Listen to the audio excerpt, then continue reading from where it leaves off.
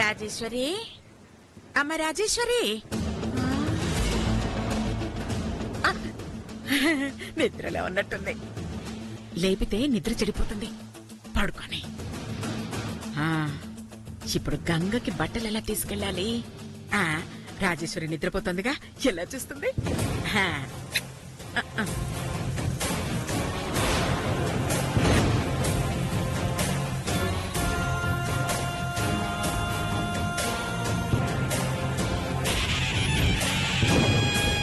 అటెక్కడ కూదినా? నీ గది ఇటువైపు కదా. అబ్బా, అవును కదా, నిద్రలో మర్చిపోయానులే. మంగ పడుకుందా లేదో చూసేస్తానా? మూసుకురెళ్ళు.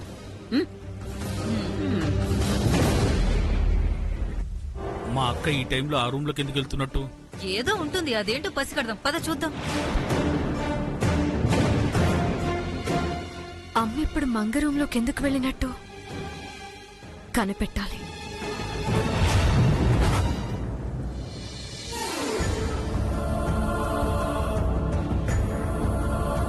నాకు బట్టలు వద్దంటే అమ్మమ్మ వినదు కదా.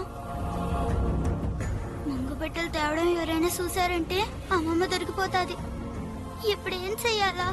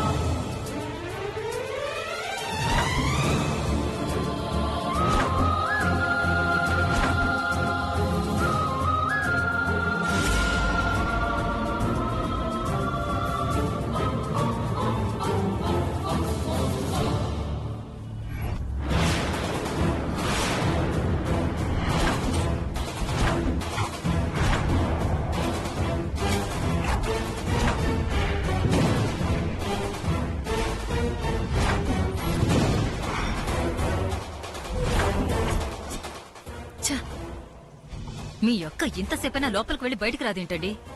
అక్క లోపలికి వెళ్ళి పడుకొని ఉంటుందిలే. మనం రూమ్ లోకి వెళ్దాం పదా.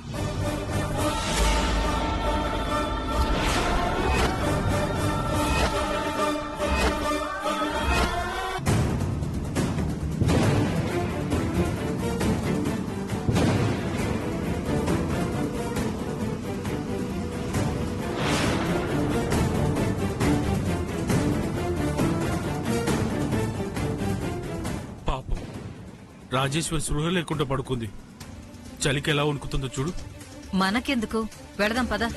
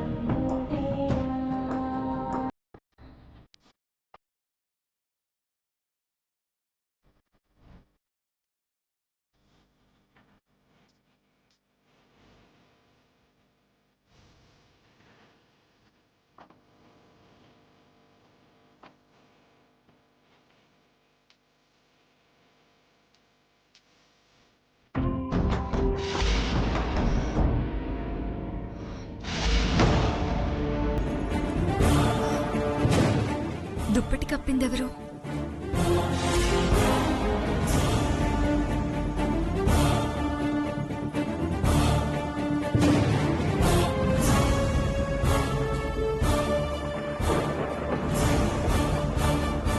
బహుశా భువనేశ్వరి అయి ఉంటుంది.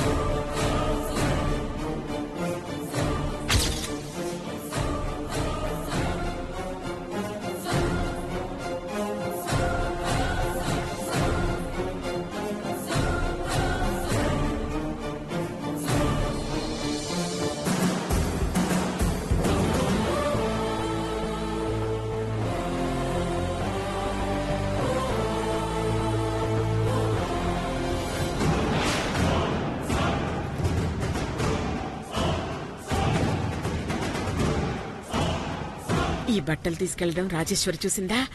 నా చాప్టర్ క్లోజ్. ఎవరి కోసం ఎందుకోసం అని ప్రశ్నలతో చంపేస్తుంది. దాని కంటపడకుండా వెళ్ళిపోవాలి.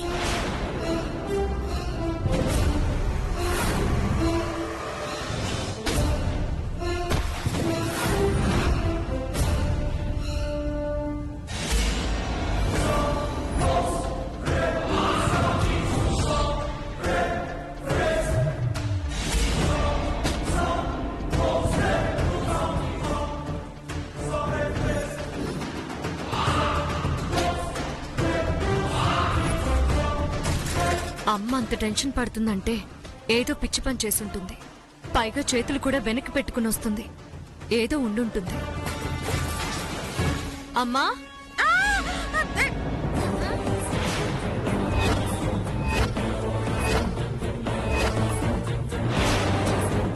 ఏంటమ్మా, నువ్వు ఇంకా పడుకోలేదా? ఆ మాట నేను అడగాలి. ఈ టైంలో ఆగదికి ఎందుకు వెళ్ళా? అది అది అది అది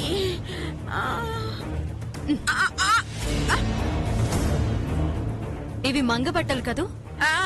అవును అవును. ఎందుకు తీసుకెళ్తున్నావు? అది ఏం లేదమ్మా. అమ్మో, నువ్వు పడుకున్నావనుకున్నాను కానీ పడుకున్నట్టు నటిస్తున్నావనుకోలేదే. అయ్యో, చెప్పమ్మా, ఎందుకు తీసుకెళ్తున్నావు? అదే గంగా. గంగా? అదే మంగ మంగ మంగ మంగకి కొత్త బట్టలు కుట్టిద్దామని కొలతల కోసం తీసుకెళ్తున్నాను. కొలతలు? అది అర్ధరాత్రి. ఈ టైంలో టైలర్ ఉంటాడా? కొలతలు టైలర్ తీసుకోడు. నేనే కొలతలు తీసుకుని టైలర్కి ఇస్తాను. అబ్బా, నువ్వు కొలతలు ఇవ్వడం ఏంటమ్మా? ఏ, వాడు క్లాత్ తీసుకుని డ్రెస్ ఇస్తున్నప్పుడు నేను కనీసం కొలతలైనా ఇవ్వలేనా? అబ్బా, ఛ, నువ్వేం చెప్తున్నావో ఒక్క ముక్క అర్థం కావడం లేదు. వెళ్ళి పడుకో. అలాగే, ఎన్న వెళ్ళి పడుకోమ్మా. అమ్మ ఏదో చేస్తుందని అనుమానిస్తే ఇంకా ఏవేవో పిచ్చి పనులు చేస్తుంది. అనవసరంగా టైం వేస్ట్.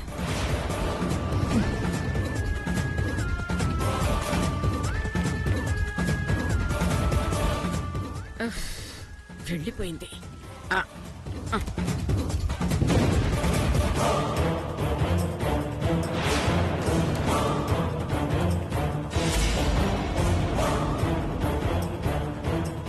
నా బట్టలు ఎందుకు తీసుకెళ్తుంది? కుంప తీసి గంగకి ఇవ్వడానికా?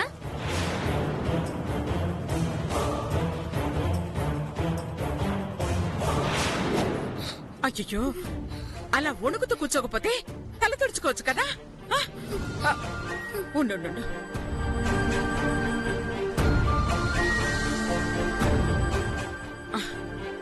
ఇదిగో తుడుచుకో.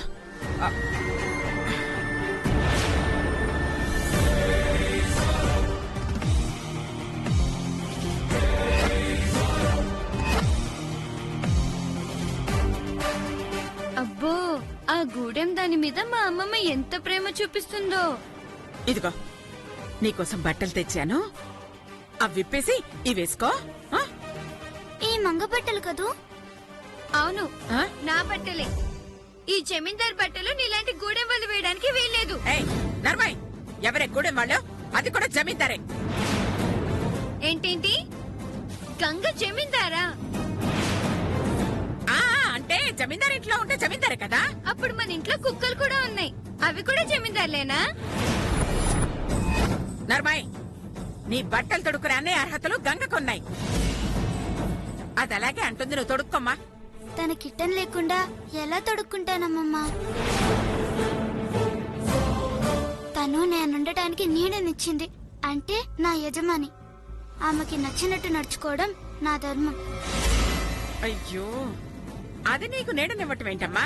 చూడు, అది ఎప్పటికీ నీ యజమాని కాదు, నువ్వే ఇక్కడ యజమానివి. అమ్మమ్మ, అమ్మా అంటే ఇద్దరు యజమానులే, ఇద్దరు జమీందార్లే, ఓకేనా? ఈ గూడెం దాన్ని నా యజమాని అంటావా? దాన్ని జమీందాన్ని చేస్తావా? నాకు మండిందంటే అమ్మతో చెప్పేస్తా, లేదంటే ఏదో ఒకటి చేసి గంటేస్తా. చూస్తావేంటమ్మా, వేసుకో. నో! ఈ బట్టలు వేయడం నాకు ఇష్టం లేదు. కావాలంటే మన పని మనిషి పిల్లల బట్టలునే కదమ్మమ్మ. ఏయ్, చాలే. పని మనుషుల బట్టలు తొడుక్కోవాల్సిన కర్మ దానికేం పట్టలేదు. నీ బట్టలు నువ్వే ఉంచుకో, వెళ్ళి దాని బట్టలు తీసుకురా. అలాగే.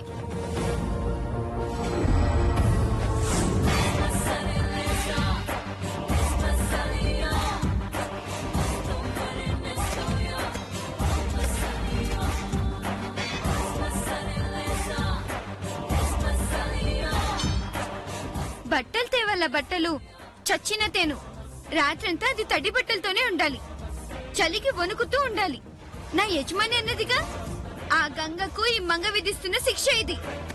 ఇప్పుడేం చేయాలి?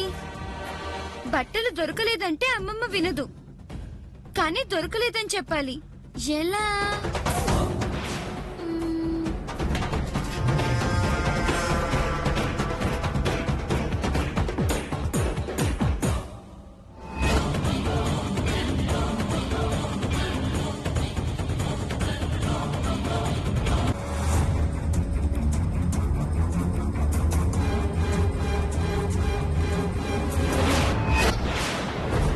అయ్యో, ఛే, ఈ వెధవ కరెంట్ ఇప్పుడే పోవాలా? చీకటంటే మంగకి భయం, చచ్చిన బట్టలు వెతకదు. అమ్మమ్మ అడిగితే చీకట్లో గంగ బట్టలు కనిపించలేదు అని చెప్పొచ్చు. కరెంట్ పోయిందిలే అని వదిలేస్తుంది, చలికి గంగ చస్తుంది. ఇదేంటి చిన్నమ్మా, రాగానే కరెంటు పోయింది?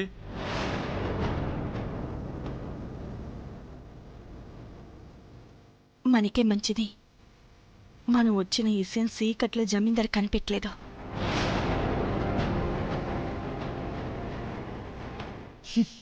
గంగని నేనెందుకు తీసుకుపోనిస్తానే?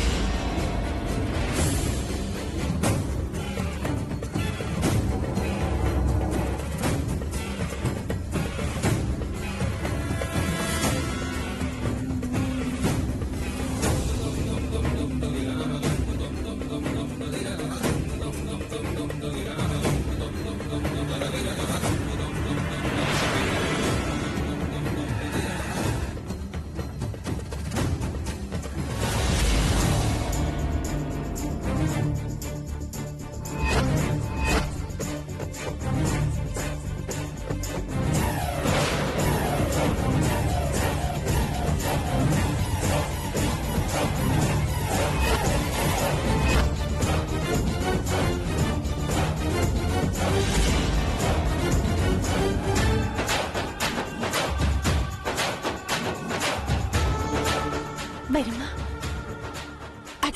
అది గంగే కదా? కాదు, మంగ. నిన్నిరికించాలంటే గంగనే చెప్పాలా? అవును, గంగే.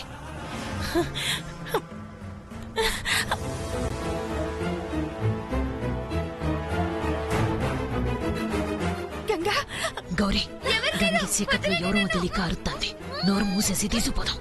పదం. త్వరగా పదండి, త్వరగా.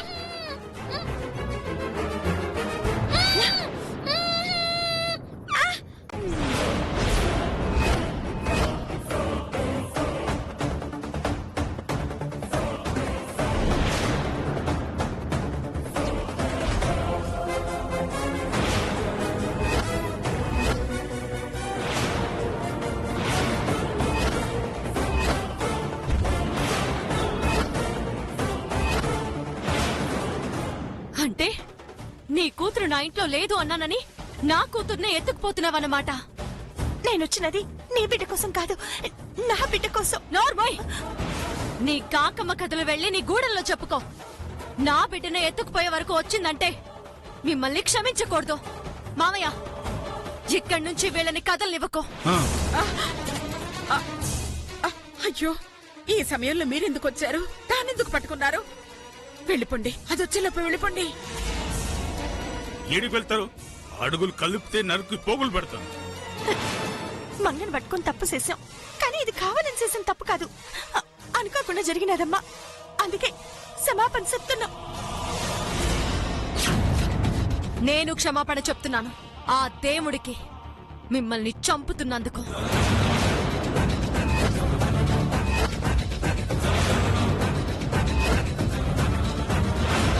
సావుకి నేనెప్పుడు భయపడలేదు జమీందారమ్మా. నా బిడ్డ కోసం తప్పైనా నీ కంటి ముందు నీ బిడ్డను పట్టుకున్నందుకే సంపుతున్నా. మరి నా బిడ్డని నా కంటే కనపడకుండా సెత్తే నేనేం చెయ్యాలి? నేనెవరిని సంపాలి? సారీ, ఇంకా సేపట్లో చావబోయే వాళ్లతో నేను ఆర్గ్యుమెంట్స్ చేయను. హాయిగా చావండి.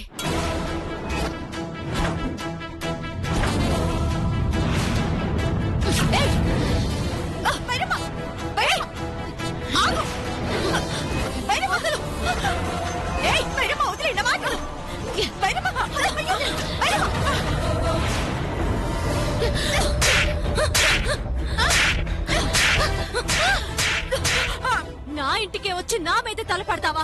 నువ్వెంత, నీ బ్రతికెంత? చావు, చావు.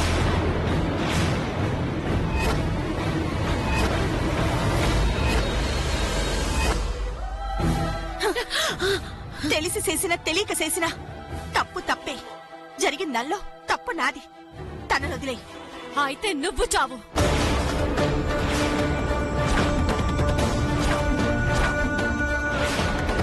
రాజేశ్వరి, ఏంటి ఆవేశం? వాళ్ళు ఇప్పుడు ఏం చేశారు? వాళ్ళ గంగేమో అనుకుని మంగని తీసుకెళ్లబోయారు. ఆ మాత్రం దానికి చంపేస్తావా? వాళ్ళని నమ్మకమా? వాళ్ళు నా మీద పగతోనే మన మంగని తీసుకువెళ్లాలని వచ్చారు. ఏంటమ్మా వాళ్ళ మొహాల్లో నువ్వు చెప్తున్న పగ నాకు కనిపించటం లేదు. ఒక్కసారి ఆ గౌరీ మొహం చూడు.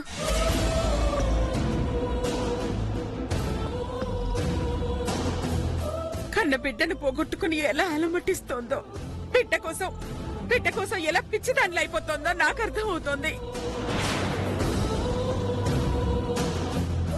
నువ్వు కసాయివాడిలో కూడా కరుణ చూపిస్తావమ్మా.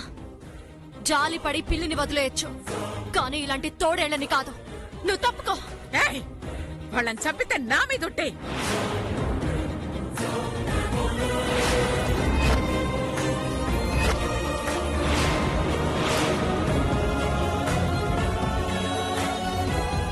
అమ్మా, నా కంటి ముందు నుంచి వాళ్ళని వెళ్ళిపోమ్మను.